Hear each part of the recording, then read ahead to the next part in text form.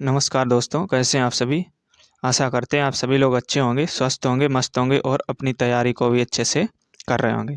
तो हम लोग ये जानते हैं कि यहाँ से 25 क्वेश्चन डेली के डेली यहाँ से करते हैं और ये क्वेश्चन कहीं न कहीं रेलवे के ही क्वेश्चन हैं जो आने वाले एग्ज़ाम में आपको डायरेक्टली देखने को मिलेंगे।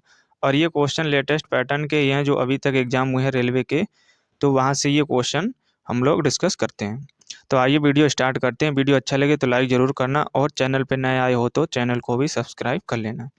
तो यहाँ से हमारे 1701 क्वेश्चन से स्टार्ट हो जाएगा कि निम्न में से कौन सा पौधा थैलोफाइटा समूह में वर्गीकृत नहीं होता है।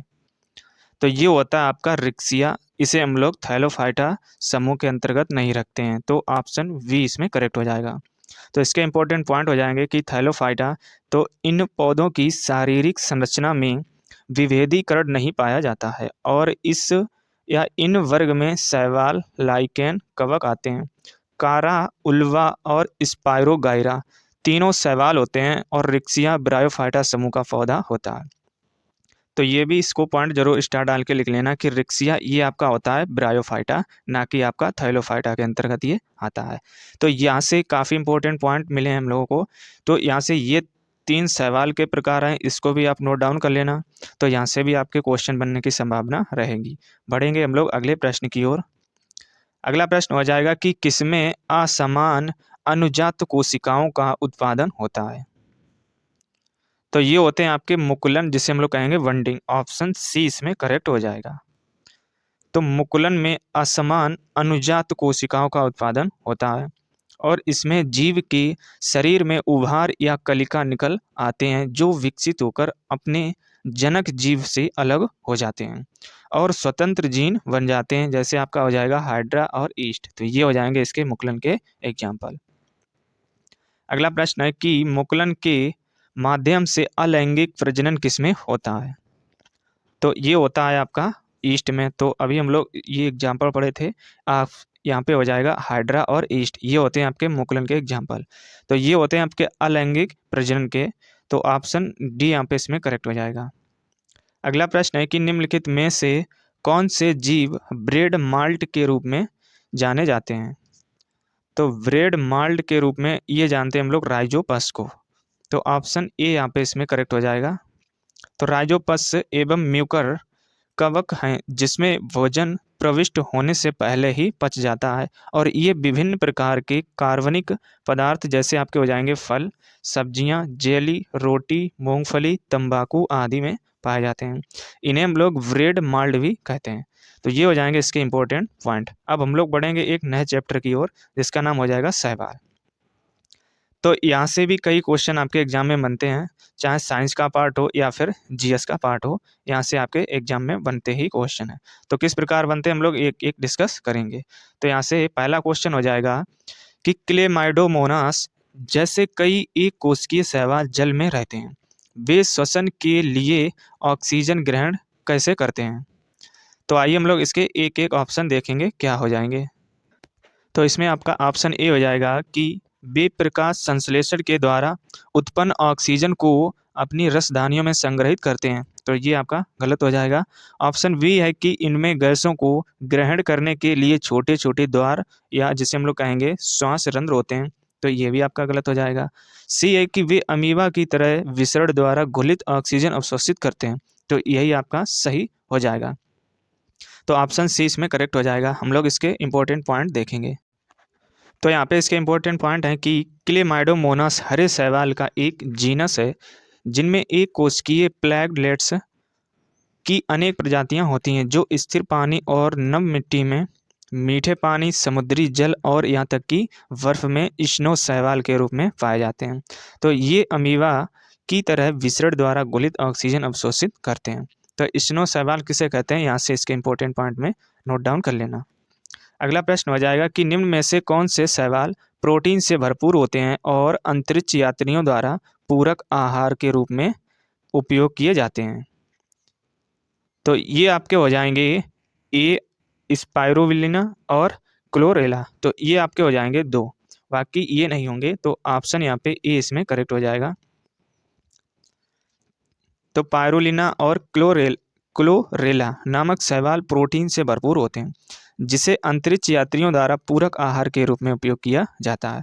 अब यहाँ पे देखेंगे हम लोग क्लोरेला, जिसे हम लोग कहेंगे हरित शैवाल, तो ये क्या होते हैं, तो यह प्रोटीन और कार्बोहाइड्रेट से भरपूर होते हैं। लगभग आपके 30% प्रोटीन और 15% आपके हो जाएंगे लिपिड्स और 30% कार्बोहाइड्रेट एवं 5% आपके भस्म प्रदान करते हैं। वहीं आपके हो जाएंगे पायरुविलिना प्लेटलेट्स, जिसे हम लोग कहेंगे नील हरित शैवाल, तो ये होते हैं आपके प्रोटीन व विटामिन का एक भरपूर स्रोत है। अंतरिक्ष के दीर्घकालिक खोजी अभियानों के वैज्ञानिकों ने क्लोरेला एवं पायरुलिना को वहनी ऑक्सीजन उत्पादक तथा भोजन के स्रोत के रूप में प्रयोग किया था। तो ये हो जाएंगे इसके इंपॉर्टेंट पॉइंट। अगला प्रश्न है कि निम्नलिखित में से कौन सहजीवी संबंध को दर्शाता है। तो सहजीवी संबंध को ये कहते हैं हम लोग काई। तो ये काई सहजीवी संबंध को आपको दर्शाता है। लाइकेन कवक और शैवाल दोनों से मिलकर बनता है। तो लाइकेन आपका किससे बनता है, कवक और शैवाल से मिलकर आपका लाइकेन बनता है। ये डायरेक्टली आपका एग्जाम में क्वेश्चन पूछा जाता है और इसमें कवक और शैवालों का संबंध ये सहजीवी होता है। तो ये भी आपका क्वेश्चन डायरेक्टली पूछा जाता है कि कवक और शैवालों का संबंध, इसे हम लोग कहते हैं सहजीवी। कवक जल, खनिज, लवण, विटामिन आदि शैवालों को प्रदान करता है। शैवाल प्रकाश संश्लेषण की क्रिया के द्वारा कार्बोहाइड्रेट का निर्माण कर कवक दो प्रदान करता है और कवक और शैवालों के बीच इस तरह के सहजीवी संबंध को हेलेटिज्म कहते हैं। तो ये इंपॉर्टेंट पॉइंट है, इसको जरूर नोट डाउन कर लेना। अगला प्रश्न हो जाएगा कि निम्नलिखित में से किस वनस्पति में पादप काय को जड़ों, तनों और पत्तियों में विभेदित नहीं किया जाता है। तो ये होती है आपकी कारा। तो ऑप्शन सी यहाँ पे करेक्ट हो जाएगा। तो कारा प्रकार की जो वनस्पति होती हैं, इन्हें हम लोग जड़ों और पत्तियों में विभेदित नहीं कर सकते। तो कारा पादप को सामान्यतः शैवाल ही कहा जाता है और ये मुख्यतः आपकी जलीय पादप होते हैं। इसमें जल और अन्य चीज़ों के शरीर के एक दूसरे भाग से संवहन के लिए विशिष्ट संवहनी ऊतक नहीं पाए जाते हैं और यह पादप तथा पत्तों जैसे संरचना में विभाजित होते हैं। अगला क्वेश्चन हो जाएगा कि समुद्री शैवाल का अभिलाक्षणिक रंग कवकों में मौजूद वर्णकों पर निर्भर करता है। इनमें से कौन सा वर्णक शैवाल के हरे रंग का कारण होता है। तो यहाँ पे करेक्ट आंसर बताना है आपको। तो ऑप्शन यहाँ पे सी करेक्ट हो जाएगा, जिसे हम लोग कहेंगे क्लोरोफिल। तो ऑप्शन सी करेक्ट हो जाएगा। क्वेश्चन पूछा गया कि समुद्री शैवाल का अभिलाक्षणिक रंग लवणों में यहाँ पे है लवकों में मौजूद वर्णकों पर निर्भर करता है। तो इनमें से कौन सा वर्णक शैवाल के हरे रंग का कारण होता है। तो क्लोरोफिल की वजह से ये हरा रंग प्रदान करता है। तो ऑप्शन सी यहाँ पे इसमें करेक्ट हो जाएगा। इसके इंपॉर्टेंट पॉइंट आपके हो जाएंगे कि शैवाल प्रायः पर्णहरित युक्त संवहन ऊतक रहित आत्मपोषी तथा सेल्यूलोज भित्त वाले पौधे होते हैं। शैवाल एक जलीय पौधा है जो समुद्र में उगता है। क्लोरोफाइटा या हरा शैवाल विभिन्न माप तथा आकार के होते हैं। कुछ हरे शैवाल एक कोशिकीय तथा सूक्ष्मदर्शी होते हैं। हरे शैवाल में क्लोरोफिल ए तथा क्लोरोफिल बी और कुछ कैरोटिनाइड पाया जाता है। शैवालों के अध्ययन को ये कहते हैं हम लोग फाइकोलॉजी। मोस्ट इंपॉर्टेंट पॉइंट है ये, इसको जरूर नोट डाउन कर लेना। और ये हम लोग कल वाली क्लास में इसको डिस्कस किया था कि शैवालों का अध्ययन ये कहलाता है आपका फाइकोलॉजी।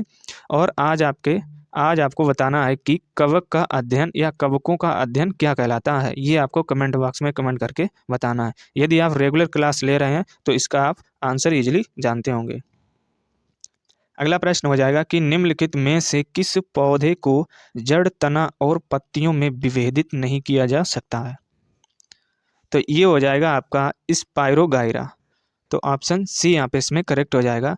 तो स्पाइरोगाइरा पौधे को जड़, तना और पत्तियों में विभेदित नहीं कर सकते हैं। तो यहाँ से क्वेश्चन आपके एनटीपीसी में पूछे हुए क्वेश्चन है। और स्पाइरोगाइरा को जड़, तना एवं पत्तियों में विभेदित नहीं किया जा सकता है। स्पाइरोगाइरा एक शैवाल है, इसमें क्लोरोफिल पाया जाता है। और फ्रेंड्स, वीडियो अच्छा लग रहा हो तो लाइक ज़रूर करना और चैनल पर नए आए हो तो चैनल को भी सब्सक्राइब कर लेना। और इस वीडियो को जो भी आपके स्टडी रिलेटेड ग्रुप हों तो वहाँ पे इसको शेयर ज़रूर करें। और आने वाले समय में हम लोग न्यू ईयर में एक नए जुनून उत्साह के साथ ये क्लास और भी तेज़ी से स्टार्ट करेंगे, जिससे कि आपको ज़्यादा से ज़्यादा कंटेंट प्रोवाइड कर सकें। अगला प्रश्न हो जाएगा कि महासागरों में मौजूद शैवालों की विशाल मात्रा किसका अंतर्हीन स्रोत उत्पन्न कर सकती है? तो ये कर सकती है आपकी मीथेन की। तो महासागरों में मौजूद शैवालों की विशाल मात्रा ये मीथेन अंतर्हीन स्रोत उत्पन्न कर सकती है। तो ऑप्शन यहाँ पे ए करेक्ट हो जाएगा। शैवाल आपके थैलोफाइटा के होते हैं। तो शैवाल मुख्यतः इनको हम किस वर्ग में रखते हैं? थैलोफाइटा वर्ग में रखते हैं।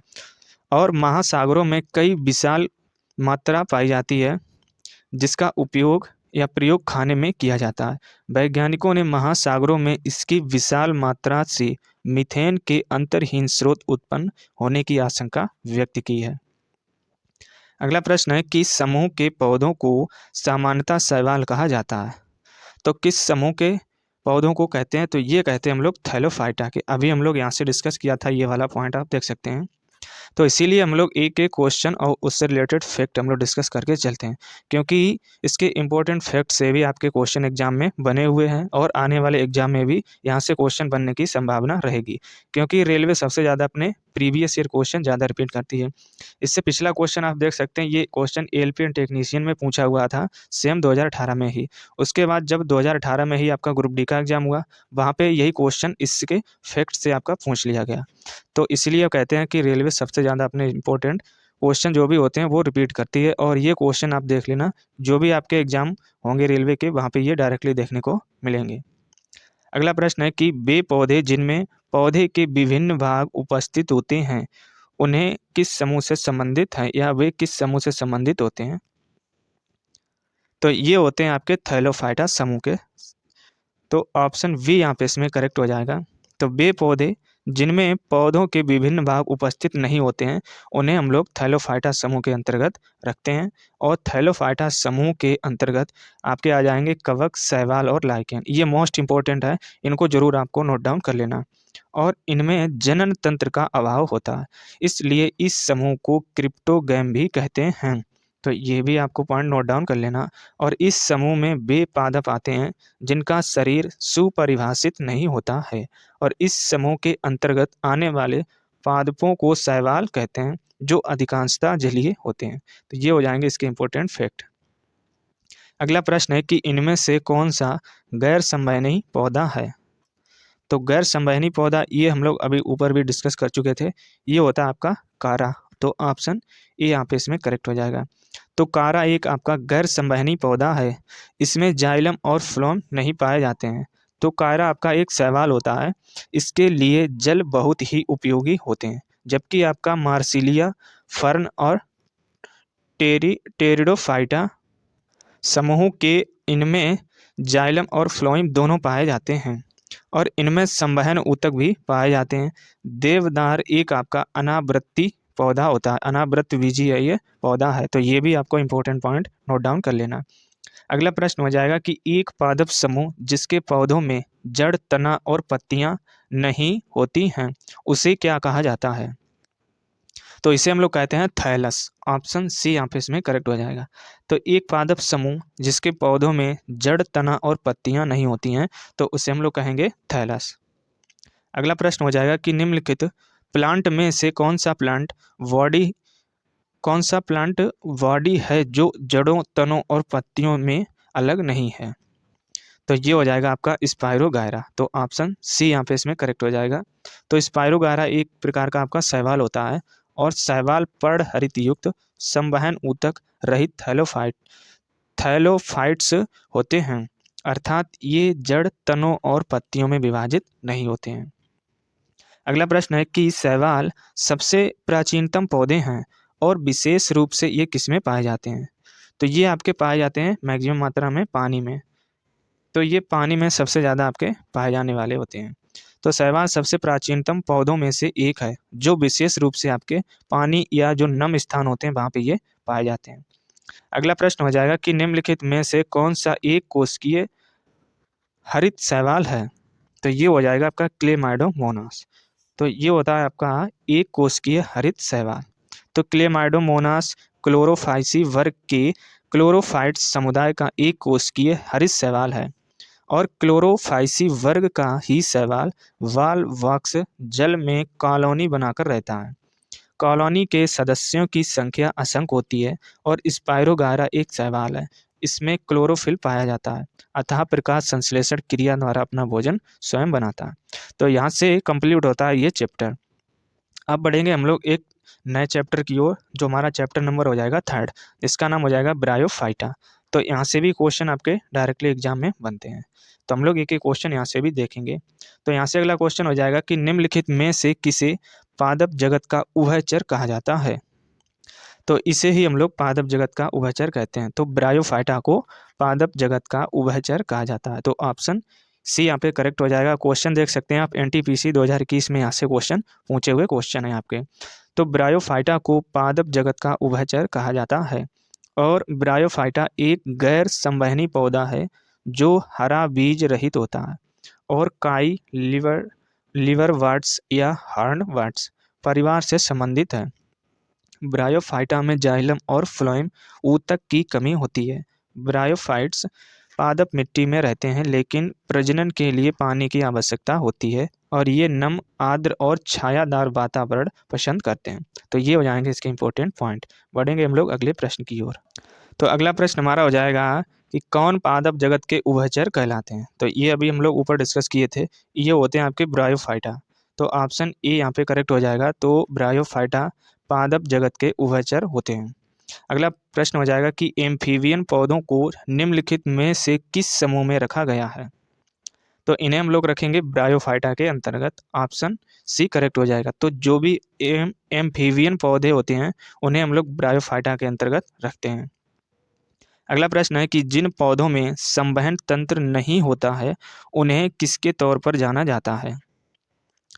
तो उन्हें हम लोग कहेंगे ब्रायोफाइटा के अंतर्गत। तो ऑप्शन वी यहाँ पे करेक्ट हो जाएगा। तो जिन पौधों में संवहन तंत्र नहीं होता है तो वो मैक्सिमम मात्रा में आपके ब्रायोफाइटा के अंतर्गत जाने जाते हैं।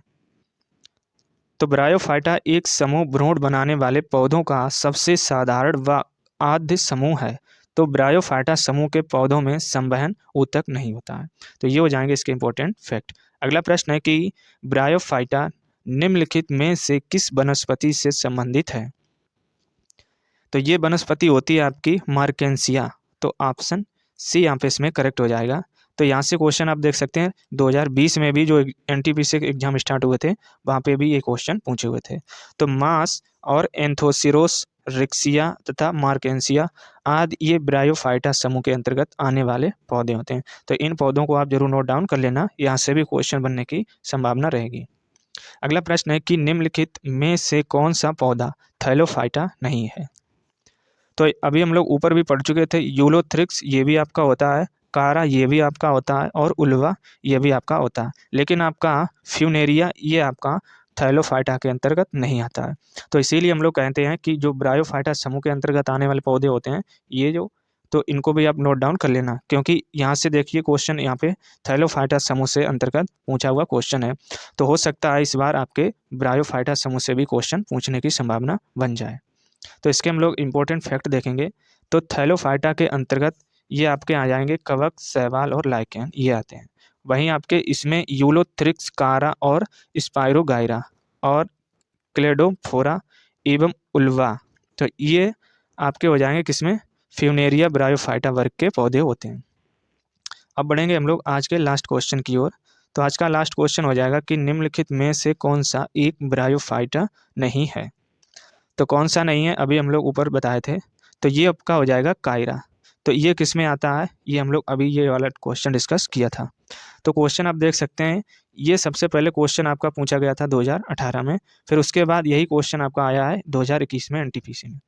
तो यहाँ से क्वेश्चन देख सकते हैं कि सबसे ज़्यादा रेलवे अपने प्रीवियस ईयर क्वेश्चन ज़्यादा रिपीट करती है। तो यहाँ से आज के कंप्लीट होते हैं 25 क्वेश्चन। तो वीडियो में आप बताया जरूर करें कि आपको क्लास कैसी लगती है, जिससे आने वाले समय में हम लोग एक बेहतर कंटेंट और एक नई एनर्जी और जुनून उत्साह के साथ आपको अच्छा सा क्लास प्रोवाइड कर सकें। तो आपकी लाइक ही है जो हमें आगे मोटिवेट रखती है, तो इसलिए वीडियो को लाइक ज़रूर किया करें। चलिए मिलते हैं हम लोग एक नए वीडियो में। जय हिंद।